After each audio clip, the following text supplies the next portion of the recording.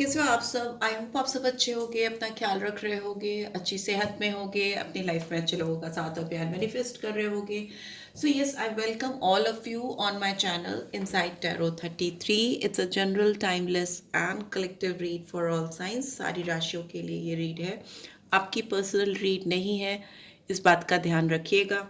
ठीक है, आपको पर्सनल रीड चाहिए तो डिटेल्स भी आपको मिल जाएंगी स्क्रीन पे. एंड जनरल रीड की बातों को जनरल ही लेना चाहिए, ठीक है. बट यस, एक और चीज़ ध्यान रखिएगा कि टाइमलेस है, तो जब भी आप इस रीड पर पहुंचोगे आपको गाइडेंस देगी. इस टेक से नहीं करना है, मुझे दूसरी टेक चाहिए. सो यस, पहले एंजेलिक लव गाइडेंस देखते हैं आपके लिए कैसी आ रही है निकल के. जैसी गाइडेंस आएगी मैं बताती जाऊंगी, बाद में फिर टैरो के थ्रू भी निकालूंगी. ओ माय गॉड, तो बहुत सारी गाइडेंस है, इतनी तो मैं नहीं ले सकती. ठीक है, चैनल पे फर्स्ट टाइम आए हो तो चैनल को सब्सक्राइब कर दो. रीड की बातें अच्छी लगती हैं then drop a comment and like भी दे देना, शेयर करो वीडियो को अगर आपको अच्छा लगता है. ठीक है, so yes, let's get started. क्या गाइडेंस आ रही हैं मेरे व्यूअर्स के लिए? ओके ओके ओके, इधर 3 कार्ड्स, इधर 2 कार्ड्स. देखते हैं. फॉरगिविंग एंड लर्निंग का कार्ड आया है. ठीक है, हो सकता है किसी को आपको माफ करने की ज़रूरत है. लेट्स सी और कार्ड्स क्या कह रहे हैं. Express your love, forgiving and learning, express your love, religious factors, wedding, wedding, शादी, ट्रस्ट, विश्वास. बॉटम में क्या है देखते हैं. Heart to heart conversation. ठीक है, मुझे लगता है आप जिस किसी के बारे में सोच रहे हो, ये पर्सन आपको लेकर के कुछ चीज़ों को फॉरगिव एंड फॉरगेट करना चाहते हैं. ठीक है, इन्होंने आपसे बहुत कुछ सीखा है और मे भी जाने अनजाने में इस पर्सन ने आपको सिखाया भी बहुत कुछ है. ठीक है, इस आपकी जर्नी इस पर्सन के साथ शुरू ही इसीलिए हुई क्योंकि आप दोनों को एक दूसरे से बहुत कुछ सीखना था. और आपको अगर अपनी लाइफ में केवल इस पर्सन के साथ ही नहीं, किसी और के साथ भी अगर लाइफ में आपको अपनी हीलिंग चाहिए या अपनी लाइफ में सुकून चाहिए तो आपको कुछ चीज़ों को रिलीज करना होगा. ठीक है, फिर चाहे अगर इस पर्सन का साथ आपके लिए भारी हो गया है तो चाहे आप इनको ही रिलीज करो, या फिर अगर आपको लगता है कि कुछ और नेगेटिव लोग हैं आपकी ज़िंदगी में जो आपको आगे बढ़ने से रोकते हैं या आपकी लाइफ में ब्लॉकेजेस क्रिएट करते हैं, तो उनको रिलीज करो. क्योंकि जितना आप जल्दी नेगेटिविटी से अपने आप को रिलीज करोगे उतनी जल्दी आपकी ज़िंदगी में प्यार भरे मोमेंट्स आएंगे, प्यार भरा टाइम आता हुआ मुझे दिखाई दे रहा है.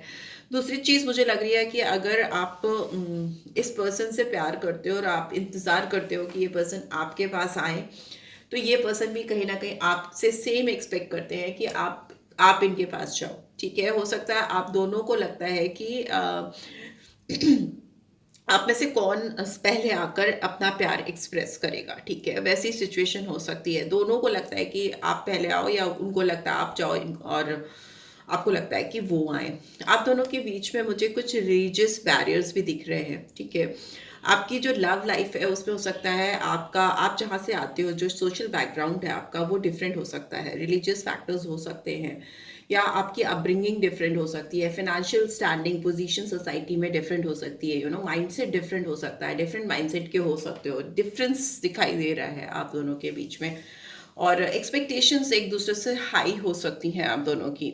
आप दोनों को अगर इस समय एक दूसरे से सेटल डाउन होना है या शादी करना है, तो आप दोनों को अगर नेक्स्ट फेज में अगर शादी करना है, those who are not married और जो शादी के लिए ही देख रहे हैं इस रीड को कि उनकी इस पर्सन से शादी होगी कि नहीं, तो आपकी शादी इस पर्सन से डेफिनेटली होनी चाहिए. But there are certain things, क्योंकि यहाँ पे विश्वास की कमी भी मुझे दिखाई दे रही है कि आपको अगर इस पर्सन से शादी करनी है तो आपको इन पर पूरा विश्वास होना चाहिए, करना पड़ेगा, और इस पर्सन को आप पर करना पड़ेगा. ठीक है, तो इन सारी चीज़ों के लिए हो सकता है काफ़ी टाइम से आप दोनों के बीच में हार्ट टू हार्ट कन्वर्सेशन नहीं हुआ है, दिल से दिल की बातें नहीं हुई हैं, एक डिस्टेंस दिख रहा है. ऑनेस्टली आप दोनों ने एक दूसरे से अपनी फीलिंग्स को शेयर नहीं किया है.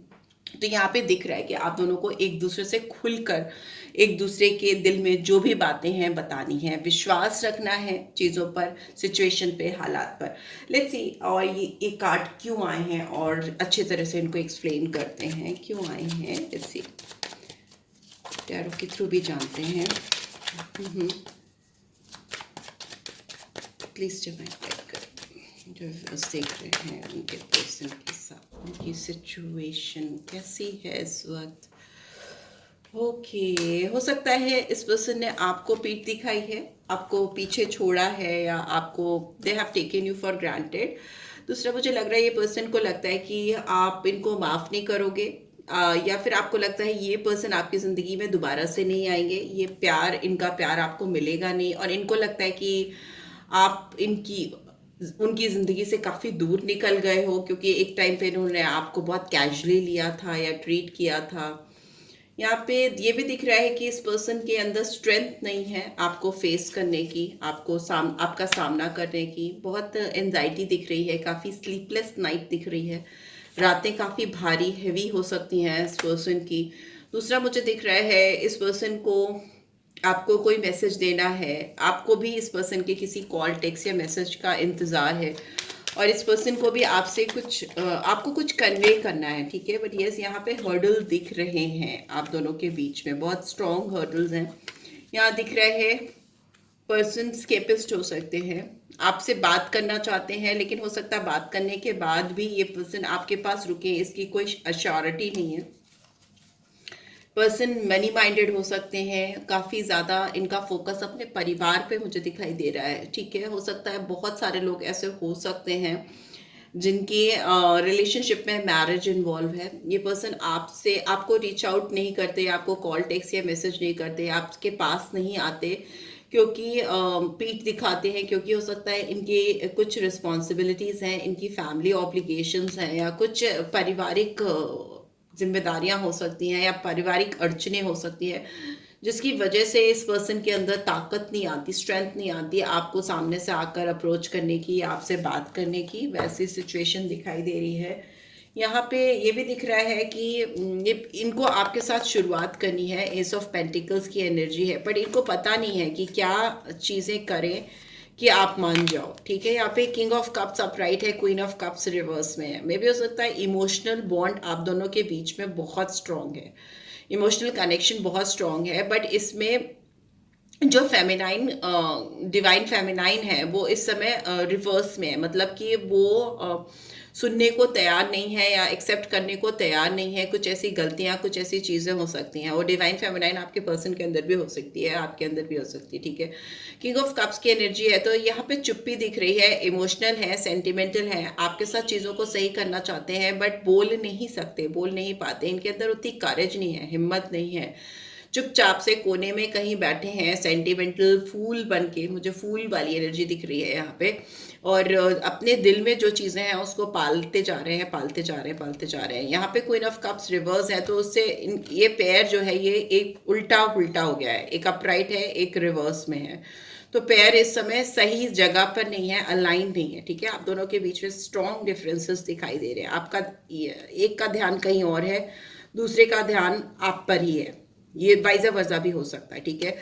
और एस ऑफ कप्स भी है, तो इस वजह से आप दोनों के बीच में, इट्स इन रिवर्स, आप दोनों के बीच में चीज़ें ठीक तरीके से शुरू नहीं हो पा रही, कुछ प्लानिंग प्रोसेसिंग नहीं हो पा रही हैं, चीज़ें ठीक तरीके से बैठ नहीं रही हैं। यहाँ पे दिख रहा है कि इनको आपके साथ शुरुआत चाहिए, डेफिनेटली चाहिए, बट इनको शायद हो सकता है रास्ते समझ में एक्सक्यूज मी नहीं आ रहे कि कैसे कैसे कौन सा रास्ता ये निकाले कि चीज़ें ठीक हो जाए। लेट्स सी यहाँ पे फंसी हुई सिचुएशन क्यों आ रही है, क्यों आ रही है।